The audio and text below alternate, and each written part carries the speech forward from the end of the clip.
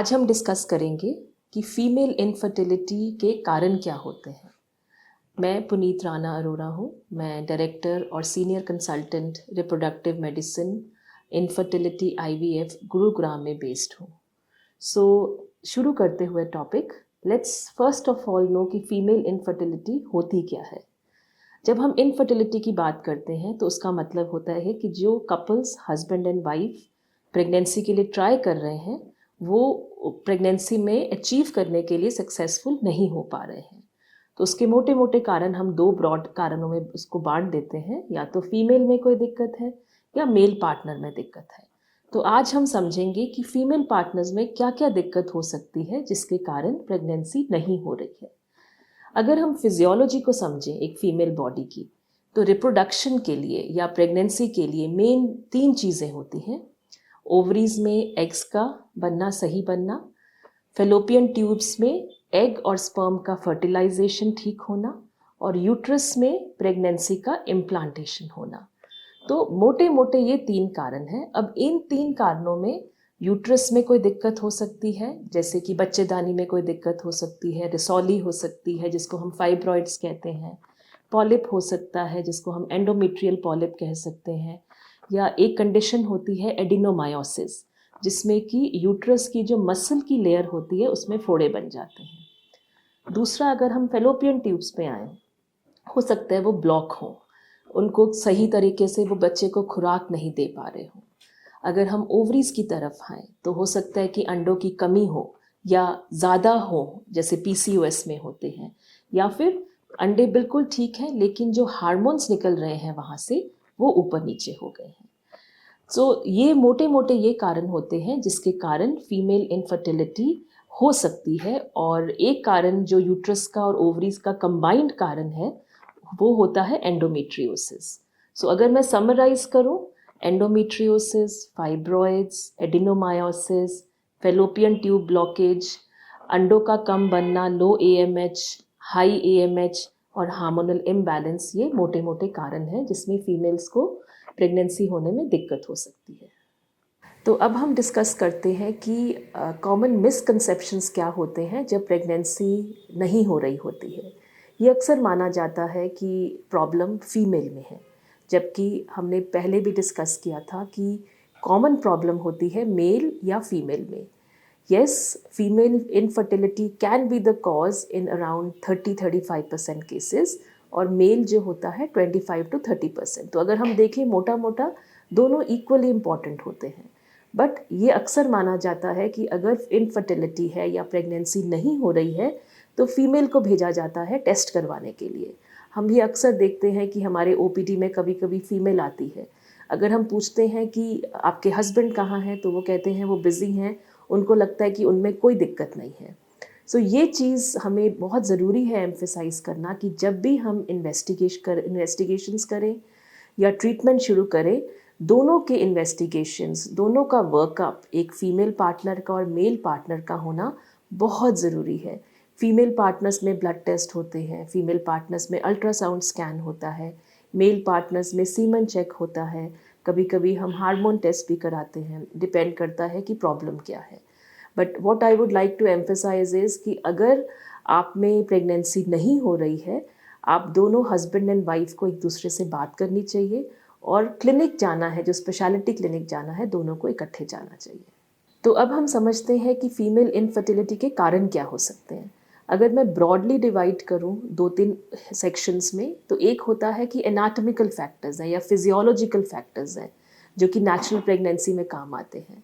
दूसरी तरफ एक होता है लाइफस्टाइल फैक्टर्स क्या हैं, स्ट्रेस और मेंटल हेल्थ कैसी है एक हस्बैंड एंड वाइफ की, एंड उसके बाद ये होता है कि कोई कॉम्प्लेक्स फैक्टर्स तो नहीं है, जैसे मेडिकल कंडीशन तो नहीं है अंडरलाइन, जेनेटिक फैक्टर्स तो नहीं है। सो धीरे धीरे करके अगर हम सीखें इन चीज़ों को, तो हम सबसे पहले डिस्कस करते हैं कि हमारे एनाटॉमिकल फैक्टर्स में क्या क्या आते हैं। सो अगर हम एनाटॉमिकल फैक्टर्स की बात करें तो एक फीमेल बॉडी में 3 चीज़ें होती हैं जो कि रिस्पॉन्सिबल होती हैं नेचुरल कंसेप्शन के लिए। उसमें यूट्रस या कि बच्चेदानी, फेलोपियन ट्यूब्स और ओवरीज। सो इनमें कहीं भी दिक्कत आ सकती है। जैसे ओवरीज में अगर अंडे सही नहीं बनेंगे तो प्रेगनेंसी, नेचुरल प्रेगनेंसी में दिक्कत हो सकती है। फेलोपियन ट्यूब जो होता है उसमें फर्टिलाइजेशन होता है, जिसमें कि एग और स्पर्म मिलते हैं। अगर उसमें कोई ब्लॉकेज हो जाती है तो ये प्रोसेस नहीं हो पाता है, तो इनफर्टिलिटी हो सकती है। तीसरा ये कारण होता है कि यूट्रस में दिक्कत हो सकती है। यूट्रस में जो दिक्कतें हो सकती हैं, जैसे कि फाइब्रॉइड, रसौली, एक हम कहते हैं पॉलिप, एंडोमेट्रियल पॉलिप, या फिर एडिनोमायोसिस, या फिर एंडोमेट्रियोसिस। तो ये सब कारण के कारण भी एक फीमेल में नेचुरल कंसेप्शन में दिक्कत हो सकती है।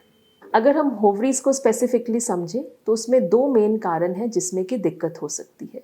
एक होता है उसका रोल एग फॉर्मेशन का, दूसरा होता है हार्मोन्स का। अगर हार्मोनल इम्बैलेंसेस हो जाते हैं तो वो भी एक बहुत बड़ा कारण होता है इनफर्टिलिटी के लिए। अगर हम हार्मोन इम्बैलेंस की बात करें तो वो मैनिफेस्ट कैसे होता है? वो इरेगुलर पीरियड्स कर सकता है। एक कंडीशन होती है पॉलीसिस्टिक ओवेरियन सिंड्रोम, वो हो सकता है। कई बार थायराइड डिसऑर्डर्स भी हार्मोन इम्बैलेंस कर सकते हैं। एक हार्मोन प्रोलैक्टिन होता है, वो भी कर सकता है।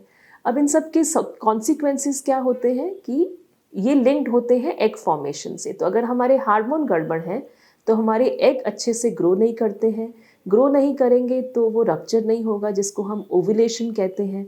रप्चर नहीं होगा तो वो फर्टिलाइजेशन नहीं कर पाएगा स्पर्म से। सो इसलिए एक ओवरी में हार्मोन्स का बैलेंस होना बहुत ज़रूरी है। अब हम एनाटॉमिकल और हार्मोनल कॉजेज़ के अलावा अगर हम देखें, जो सबसे इम्पॉर्टेंट फैक्टर है फीमेल एज। हमें ये पता है कि जो एक फीमेल की ओवरीज हैं उसमें सेट नंबर ऑफ एग्स हैं, जो कि ना हम बढ़ा सकते हैं ना हम कम कर सकते हैं, लेकिन वो एज के साथ अपने आप ही कम होते हैं।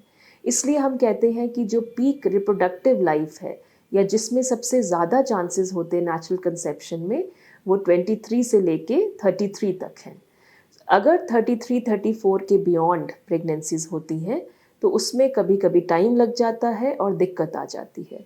तो इसलिए अगर हम सही टाइम पे प्रेगनेंसी को अचीव करें तो हमें शायद किसी की हेल्प की ज़रूरत ना पड़े और हम नेचुरली कंसीव भी कर सकते हैं। अब हम आते हैं लाइफस्टाइल चॉइसेस। अगर हम लाइफस्टाइल में बात करें तो 3-4 चीज़ें बहुत ध्यान रखनी चाहिए कि स्मोकिंग और अल्कोहल इनटेक कितना है, हमारी डाइट कैसी है, हमारा लाइफस्टाइल, हम कितने एक्टिव हैं, क्या हम एक्सरसाइज करते हैं, क्या हम योगा और मेडिटेशन में बिलीव करते हैं।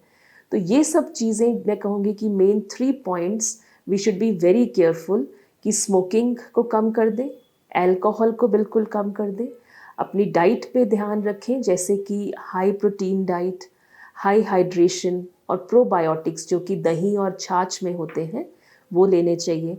और हमेशा अपनी लाइफस्टाइल में at least half an hour 40 minutes की वॉक या योगा को ज़रूर करें, because they are all supportive factors. ये सपोर्ट करते हैं एक गुड रिप्रोडक्टिव या हम कहें नेचुरल कंसेप्शन के चांसेस को। एक सबसे इम्पॉर्टेंट टॉपिक मैं कहूँगी कि जो हम अक्सर भूल जाते हैं, दैट इज़ हमारा स्ट्रेस, डिप्रेशन, एंग्जाइटी, जिसको हम कहते हैं ओवरऑल हमारी मेंटल हेल्थ कैसी है। ये एक सर्कल बन जाता है, बिकॉज अगर नेचुरल प्रेगनेंसी नहीं हो रही तो वो इन इटसेल्फ हमें स्ट्रेस और एंग्जाइटी की तरफ ले जाता है, और अगर स्ट्रेस और एंग्जाइटी होती है तो वो एक कारण है कि प्रेगनेंसी नेचुरली ना हो पाए। तो इसलिए उस सर्कल को ब्रेक करना ज़रूरी है। हम जितना रिलैक्स होके, अगर हम ट्रीटमेंट के लिए भी जाते हैं, जितना रिलैक्स होके इस ट्रीटमेंट को करें या अपनी सिचुएशन को समझें, उतना ही बेटर है। अगर आपको लगता है कि ये आपसे नहीं हैंडल हो रहा, तो आजकल बहुत कॉमन हो गया है जिसको हम कहते हैं साइकोलॉजिकल काउंसलिंग। तो you can always ask for कि जहाँ भी जिस सेंटर में आप जा रहे हैं कि do they have services for psychological counselling, because कई बार हेल्प लेने से बिना किसी ट्रीटमेंट के नेचुरल कंसेप्शन हो जाता है। सो अगर हम समझें कि ये सब मेंटल हेल्थ कैसे अफेक्ट करती है हमारी नेचुरल प्रेगनेंसी के चांसेस को, अगर हम स्ट्रेस की बात करें तो हमने जैसे डिस्कस किया था कि एक कारण होता है हार्मोनल इम्बैलेंसेस। तो स्ट्रेस एक कॉमन फैक्टर है जिससे कि हमारे हार्मोन्स बॉडी के ऊपर नीचे हो सकते हैं। सो इनडायरेक्टली अगर हार्मोन्स ऊपर नीचे होंगे तो हमारी प्रेगनेंसी में दिक्कत होती है। अगर हम डिप्रेशन और एंग्जाइटी को करें, एक नेचुरल प्रोसेस में एक हम कहते हैं कि इंटरकोर्स का होना ज़रूरी है। जब डिप्रेशन और एंजाइटी होता है तो आपस में जो रिलेशन होता है उस पर इफ़ेक्ट आता है। सो इनडायरेक्टली हमारे नेचुरल कंसेप्शन के चांसेस कम हो जाते हैं। अगर हम यूट्रस की तरफ आएँ अब कि यूट्रस या बच्चेदानी में क्या दिक्कत हो सकती है, सबसे कॉमन जो कंडीशन होती है उसको हम कहते हैं फाइब्रॉइड्स। फाइब्रॉइड्स एक तरह से एक रसौली होती है, या अब हम कह दें कि एक बॉयल हो जाता है, जैसे यूट्रस में एक फोड़ा हो जाता है जो कि बड़ा होके प्रेगनेंसी या नेचुरल कंसेप्शन को इंटरफेयर करता है। दूसरी कंडीशन होती है जिसको हम कहते हैं पॉलिप। सो अगर हम समझें कि पॉलिप और फाइब्रॉइड में क्या फ़र्क है, तो हमें वापस यूट्रस की एनाटमी पे जाना पड़ेगा। यूट्रस की जो एनाटमी है उसमें 3 हिस्से होते हैं। एक होता है एंडोमेट्रियम, एक होता है मायोमेट्रियम और एक बाहर की लेयर पैरामेट्रियम।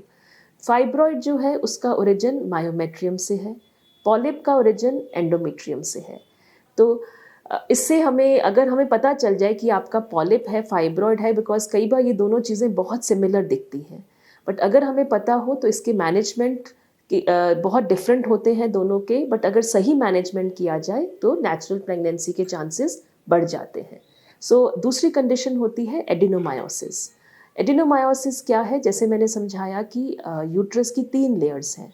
जो एंडोमेट्रियम वाली लेयर है, अगर वो दूसरी लेयर में चली जाए मायोमेट्रियम में, तो वो अपना एक घोंसला बना लेती है जिसको हम कहते हैं मेडिकल टर्म्स में एडिनोमायोसिस। एंडोमेट्रियोसिस क्या चीज़ है? एंडोमेट्रियोसिस बेसिकली जो एंडोमेट्रियम से आया है, जो एंडोमेट्रियम लेयर है यूट्रस की, अगर आसपास कहीं और स्प्रेड हो जाए तो उसको हम एंडोमेट्रियोसिस कहते हैं। इन सब ट्रीटमेंट्स के, इन सब कंडीशंस के इलाज हैं। अगर आप सही एडवाइस मिले और सही डायग्नोसिस हो तो ये ठीक करने के बाद नेचुरल प्रेगनेंसी के चांसेस बढ़ जाते हैं। अब हम एक इम्पॉर्टेंट, जो कि रेयर कॉज हो सकता है बट बहुत इम्पॉर्टेंट कॉज है, जेनेटिक्स। कि क्या हमारे जेनेटिक्स में कुछ ऐसा नहीं है? जेनेटिक्स मतलब कि हमारी फैमिलीज़ में, जैसे सपोज़ आपके मदर या फादर को कोई प्रॉब्लम हुई हो, कोई ऐसी चीज़ तो नहीं है जो प्रेगनेंसी या नेचुरल प्रेगनेंसी को इंटरफेयर कर रही है। अब इसमें क्या होता है कि एक क्रोमोसोम होते हैं बॉडी में। क्रोमोसोम के ऊपर जीन्स होते हैं जो कि एक हमारा ढांचा बनाते हैं एक ह्यूमन बॉडी का। अगर इन क्रोमोसोम्स या इन जीन्स में कोई दिक्कत आ जाती है तो वो नेचुरल प्रेगनेंसी अच्छे से नहीं बना पाते हैं, और ऑफन इनका रिज़ल्ट ये होता है कि या तो प्रेगनेंसी नहीं हो रही है या मिसकैरेजेस हो सकते हैं। अब इनके टेस्ट या तो ब्लड टेस्ट होते हैं, जैसे अगर हमें क्रोमोसोम चेक करने हैं उसके लिए हम टेस्ट करते हैं what we called as karyotyping. अगर हम जीन्स को चेक करते हैं तो उसके लिए हम टेस्ट करते हैं जिसको हम कहते हैं होल एक्सोम सीक्वेंसिंग। तो डिपेंड करता है कि आपके केस में क्या दिक्कत है, तो आपके जो स्पेशलिस्ट हैं, डॉक्टर हैं, आपको अकॉर्डिंगली एडवाइस करेंगे। तो अगर हम देखें कि एक क्वेश्चन अक्सर ये आता है कि अगर हम ये टेस्ट कर लें, बट क्या हम ये टेस्ट जो बच्चा बन रहा है उसमें भी टेस्ट कर सकते हैं? तो अगर हम आईवीएफ के लिए जाते हैं तो उसमें जो एम्ब्रियो बनता है, तो ये टेस्ट एम्ब्रियो में भी हो सकते हैं, ताकि ये जो आप में कोई अगर जेनेटिक कंडीशन है तो ये बच्चे तक ट्रांसमिट ना हो। इसको फर्दर के लिए I think you should discuss अपने डॉक्टर के साथ। अगर आपके पास कोई नोन जेनेटिक कंडीशन है जो आपको लगता है कि आपकी फैमिलीज़ में रन कर रही है, you should definitely discuss it with your doctor. और सबसे ज़्यादा मैं ये कहूँगी कि सीक द राइट हेल्प बहुत ज़रूरी है, बिकॉज़ अगर नेचुरल प्रेगनेंसी 1 साल तक नहीं हुई है, चलो 1.5 साल भी आप वेट कर लीजिए, क्योंकि ये माना जाता है कि 80% केसेस 1 साल ऑफ ट्राइंग अच्छे से डेडिकेटेडली प्रेग्नेंट हो जाते हैं कपल्स। नॉर्मली 85 to 90% 1.5 साल में हो जाते हैं, बट हमारा जो है 10 to 15% है जो कि जिनको हेल्प की ज़रूरत पड़ती है, जिनका 1-1.5 साल के बाद भी चांसेस प्रेगनेंसी के नहीं हो पाते हैं जिनके। ये बहुत ज़रूरी है कि बहुत ज़्यादा वेट ना करें, बिकॉज जैसे मैंने समझाया कि एक फ़ीमेल बॉडी में age is a very important factor, जिससे कि हमारा एग रिज़र्व, अंडों का रिज़र्व कम होता है। अगर हम सही टाइम पे सही ट्रीटमेंट लेते हैं तो उसका इफ़ेक्ट मच बेटर आता है, बिकॉज मेडिसिन में कोई भी ट्रीटमेंट 100% नहीं है, बट अगर आप इसको सही तरीके से लेंगे विद प्रॉपर डायग्नोसिस एंड सही टाइम पे एंड सही ट्रीटमेंट, तो उसके चांसेस बहुत अच्छे हो जाते हैं, and we do get lot of successful outcomes. Infertility, I know कई बार हम इनफर्टिलिटी यूज़ करते हैं तो हमारे पेशेंट्स घबरा जाते हैं, तो घबराने की ज़रूरत नहीं है। जैसे हर साइंस, हर मेडिसिन एडवांस हो रही है, वैसे ही फर्टिलिटी अंडरस्टैंडिंग बहुत एडवांस हो चुकी है। बहुत सारे तरीके हैं जो कि एक नेचुरल कंसेप्शन में भी हेल्प करते हैं। नेचुरल कंसेप्शन नहीं होता तो एडवांस तरीके भी हैं जो कि हम यूज़ करते हैं, जो हमें अच्छे आउटकम्स देते हैं। सो एक डायग्नोसिस से डरना नहीं है, बट उसके लिए आपको सही हेल्प लेनी है, आपको सही पर्सन से बात करनी है। If you seek help from the right person at the right time, the results are very good. So that is what I would like to really reiterate, ki seek help, speak about it and get the right treatment.